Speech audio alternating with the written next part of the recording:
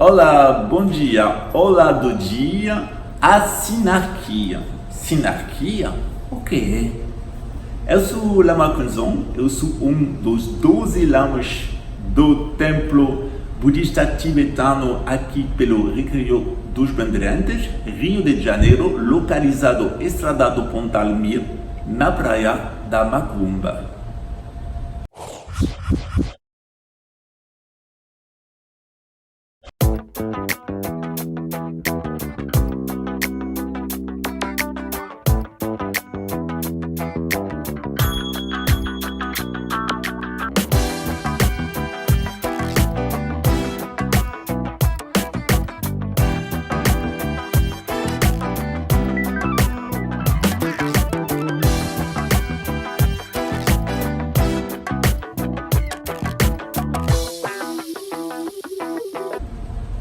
O budismo, ele é uma ciência integral do ser humano, inclusivamente a sociedade humana. Como é e como funciona o budismo? Na verdade, nas religiões brancas, europeias, semitas, temos já uma representação de o que pode ser uma sociedade ideal. Como as pessoas sabem, o tio de meu pai foi o Luís Segão, o tradutor da Bíblia, que usam as igrejas evangélicas. Para os católicos é a Bíblia de Jerusalém, mas essa Bíblia que usamos também porque queremos entender essas coisas da Bíblia, também sejando budistas, o muçulmano, o judeu tem que entender a religião dos outros, porque essa cultura bíblica, ela faz parte da cultura brasileira e não podemos introduzir o budismo no Brasil, nas nossas vidas, sem entender o que é essa cultura bíblica. Só isso tem uma importância. A cultura bíblica também é uma cultura grega e romana, porque as escritas dos judeus foram traduzidas em grego e se chama a Septante. Esse corpus de documentos em gregos também eles podem ter ajudado com a filosofia grega, particularmente a do filósofo Platão. Platão nos explica que tem dois tipos de organização humanas que podemos encontrar também na Bíblia. O que estão esses dois tipos de organizações humanas sociais? O primeiro tipo de organização é a civilização. O que é a civilização? Se fala de um organismo social de pessoas sedentárias. Isso significa que eles ficam no mesmo lugar.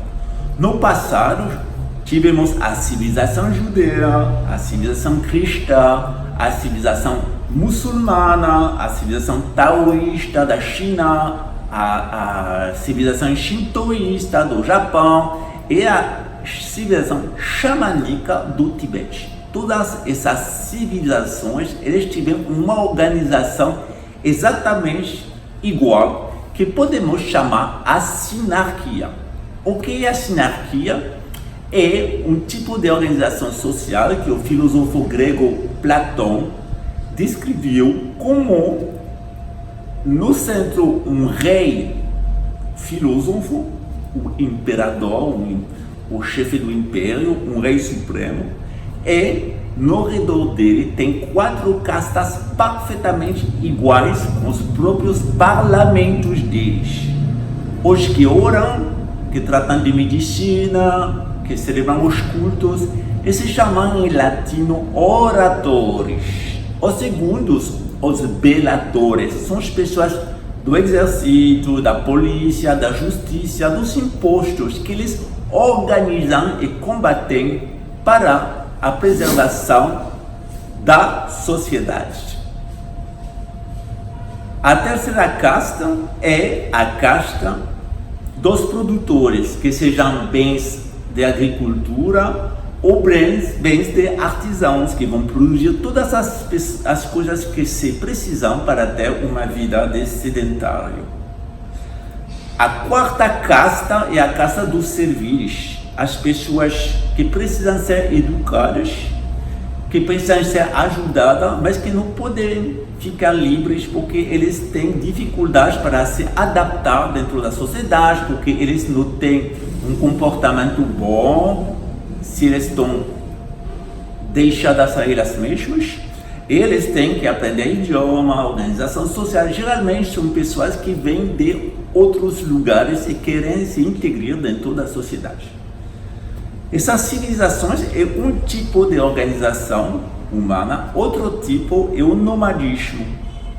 O nomadismo ele aparece na Bíblia no tempo do Êxodo, quando os hebraicos eles vão sair do Egito, com o rei do Egito atrás deles, eles vão ir dentro do deserto. Eles têm um xamã, que é Moses, eles têm 12 as tribos de Israel, que nós conhecemos bem porque eles aparecem todo o tempo na Bíblia. O que explica o filósofo Platão é que o nomadismo ele pode degenerar uma forma de bruxaria. E também os homens eles podem virar ladrões.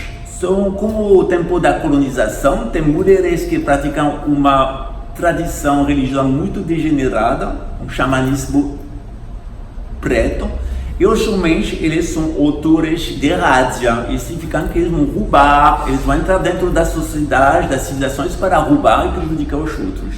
Isso foi bem o que aconteceu no tempo da colonização, quando o Brasil foi invadido por pessoas alienígenas, na verdade, europeus, que queriam entrar com uma religião desconhecida e se apropriar deles bens e o país. Mas, finalmente, o Brasil virou uma civilização autêntica. O filósofo grego Platão, ele nos explica que essas sinarquias, essas sociedades sedentárias, eles estão funcionando muito bem até que o desordem ele vai aparecer para destruir a sociedade e gerar a morte da cidade. O primeiro tempo é quando o imperador, o rei filósofo, ele vai desaparecer, como no Brasil, quando Pedro II acabou a monarquia. Ele foi embora para a França e sua família não conseguiu manter o poder no Brasil. O Brasil virou outra forma de organização política. Platão nos explica que depois da monarquia, depois da sinarquia, tem um tipo de organização religiosa que se chamada timocracia.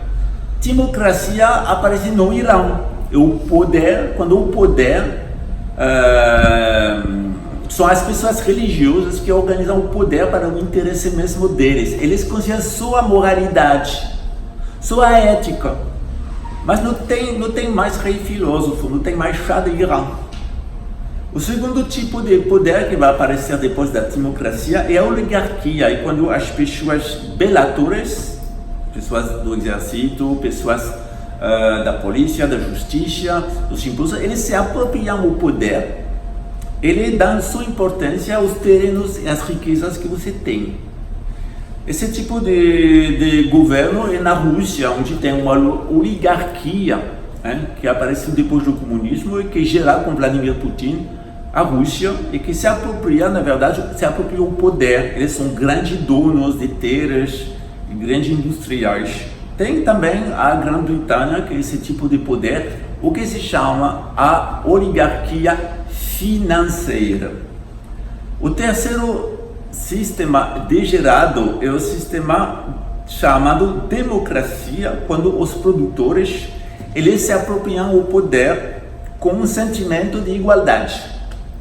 Existe nos Estados Unidos, que também eles têm uma oligarquia financeira, e na China, que é mais perto de uma tirania.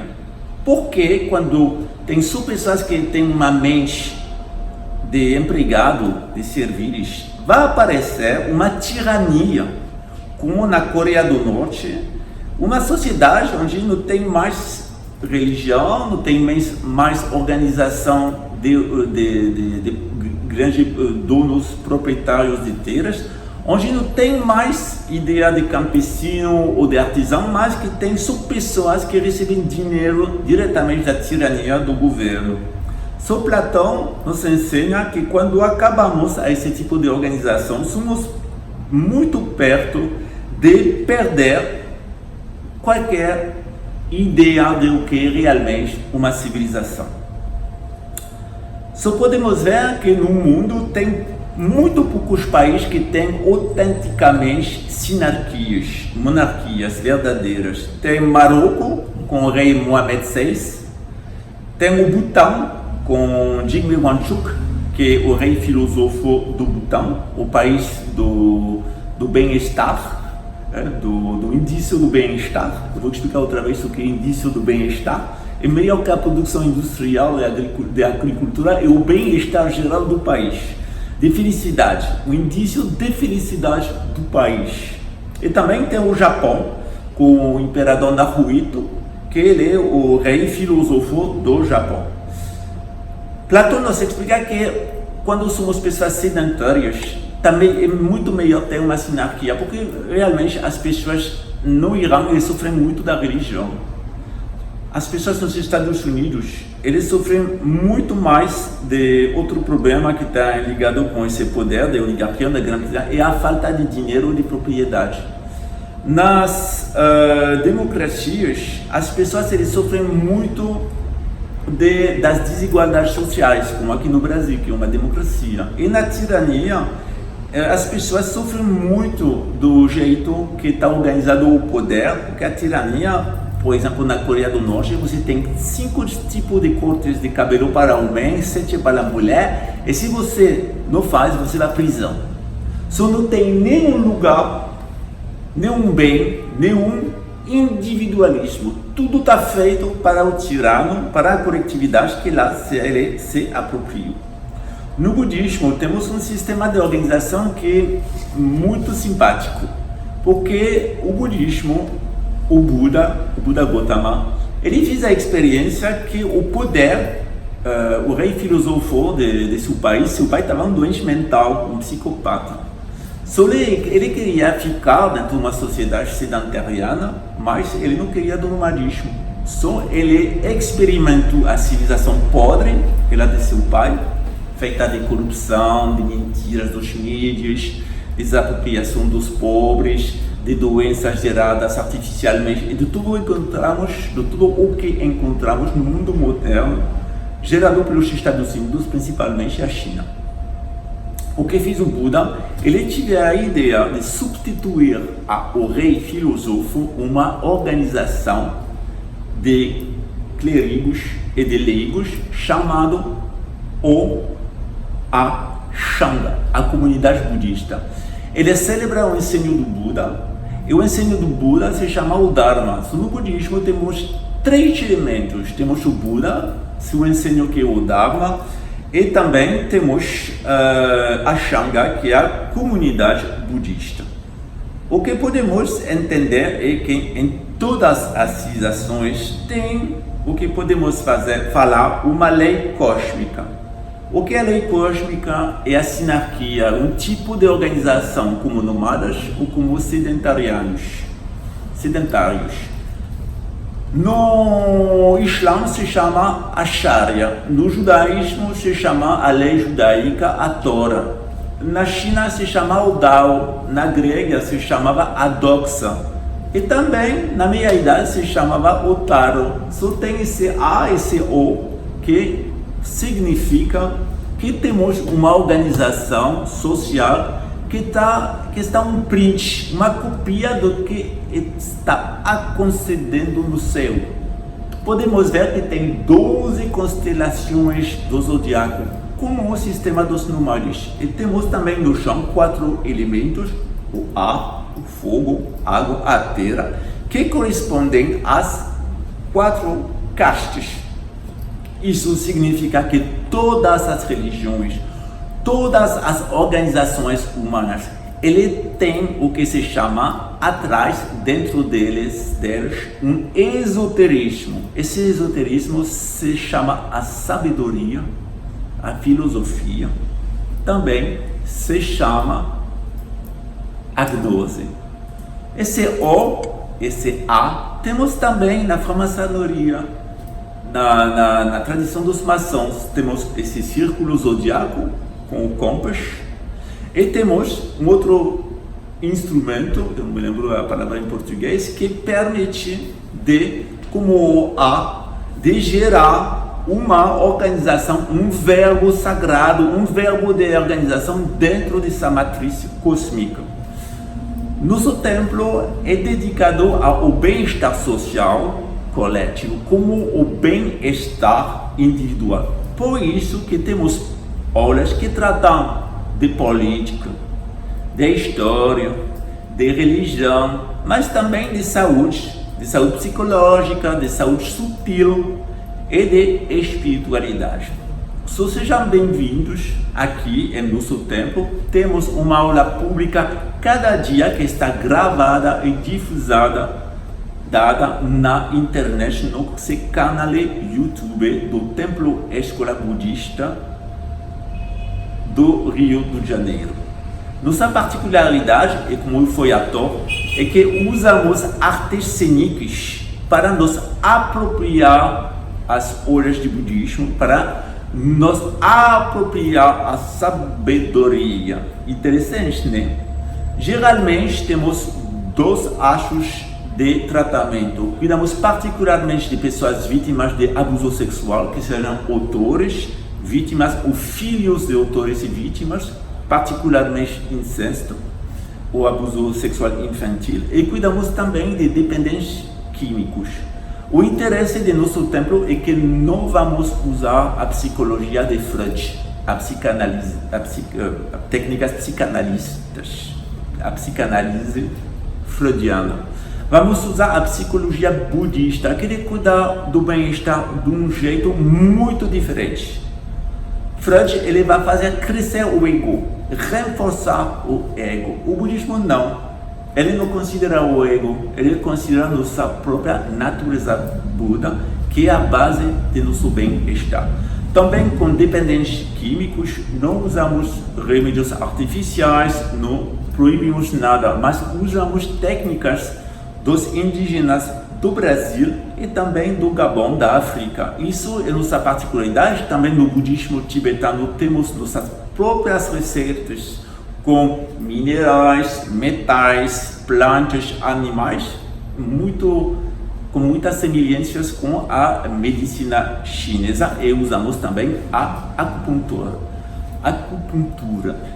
Nossa particularidade é que temos uma visão holística do bem-estar, que vai do jeito individual, psicológico e sutil, até o bem-estar social, com ensinos históricos, políticos, que nos fazem considerar a vida de um outro jeito.